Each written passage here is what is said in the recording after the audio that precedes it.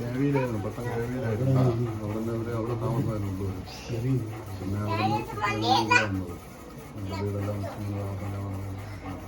പിന്നെ അടുത്തടുത്ത വണ്ടി സ്റ്റാർട്ടായില്ല.